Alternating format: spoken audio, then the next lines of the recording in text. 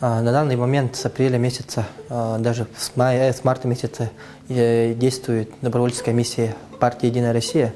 И по призыву нашего руководителя Антона Вячеславовича Демидова, это руководитель Молодой гвардии, мы, как молодежь Якутии, приняли решение, что мы тоже должны ввести вклад в добровольческое движение ДНР, ЛНР, помочь гражданам России, гражданам ДНР.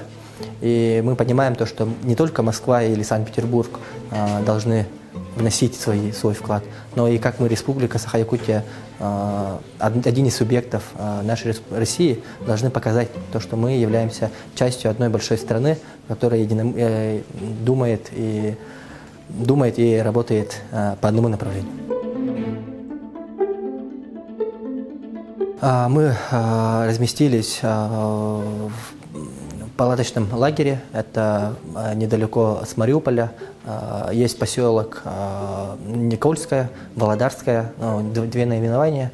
Мы занимались, конечно же, гуманитарной миссией, разносили по подъездам, по городу Мариуполь гуманитарную помощь, то есть продукты питания, бытовую химию первой необходимости. И, конечно же, помогали сиротам, бабушкам, дедушкам, которые остались без попечения.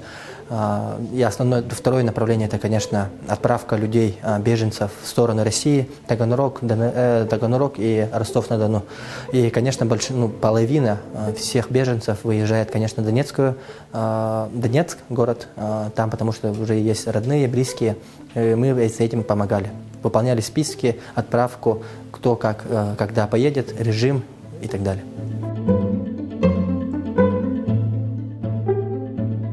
Впечатления, конечно, остались на всю жизнь. Были моменты опасные, были моменты сложные, но как граждане, как мужчины нашей страны мы не могли не думать, что такого не будет. И, конечно, понимали всю опасность. И в будущем всем нашим будущим волонтерам хотел бы сказать то, что принимали решения совместно с родителями, с семьями и понимали, что куда они поедут. Знали местность, куда они поедут, и примерно характеристику, какая там ситуация, изучили на местах.